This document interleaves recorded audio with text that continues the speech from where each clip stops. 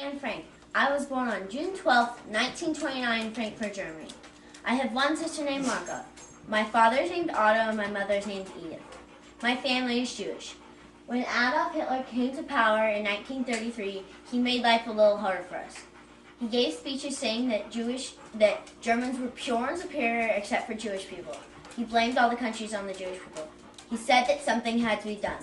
His answer was to eliminate them all. Fearing Hitler, we moved to Switzerland.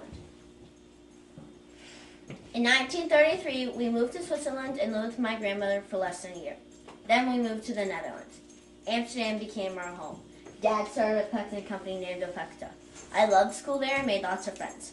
I loved to read. I liked to ride my bike with my friend Hannah. I also loved to go to the movies. My favorite actress is Deanna Durbin. I love to go swimming in the summer. I had a very normal young childhood until May of 1940 when everything changed. Germany invaded the Netherlands. Now all Jewish people had to register so that the Germans knew who you were. If you were Jewish and owned a shop or business, you had to give it up. My dad gave his business to a good friend, Meek Guys. She was not Jewish and already worked at the company. You also had to give almost all your money to the Nazis. We could not go to the movies. Though we could see movies, we rented projectors to show them to our friends. We could also not go to the library, museums, concerts, restaurants, and the zoo. We had to be in our homes by 8 o'clock at night. I even had to go to a different school. Eventually, we had to wear the Star of David on our clothing over our hearts to show that we were Jewish.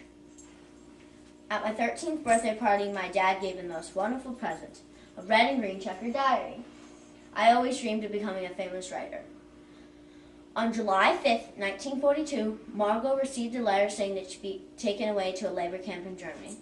My parents decided it was time to go into hiding until the war was over. On July 6, 1942, we went into hiding in the secret annex. The secret annex is located above my dad's packing company. It is only 150 square feet, so it is very tight and cramped in there. I could only bring a few things, like curlers, handkerchiefs, books, my school stuff, and my diary. My dad was so sweet. He brought my movie posters for me. 11 days after we moved in, Mr. and Mrs. Van Pels joined us with their teenage son, Peter. 6 months after we moved in, a dentist named Fritz Pfeffer came to live with us. There were 4 people that helped us live in hiding. The most important person was Meek Guys. She brought groceries and told us important news in the community. During the day, we had to be very quiet so that no one heard us. My dad taught me school.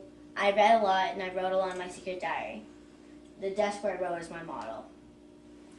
We were always worried about getting caught. We listened to BBC radio every night, hoping that Germany would be defeated. Over the 2 years in hiding, I grew a lot, over 6 inches in height. My clothes barely fit anymore. It was so hard living inside all day. It would have been so nice to just take a walk outside.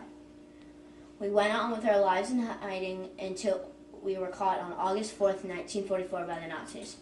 When we were caught, Meek took my diary and put it in a desk drawer for safekeeping until we returned. We were sent to Westport Transit Camp by train. There, I worked in the battery department with dangerous chemicals that could burn your hands, eyes, and lungs.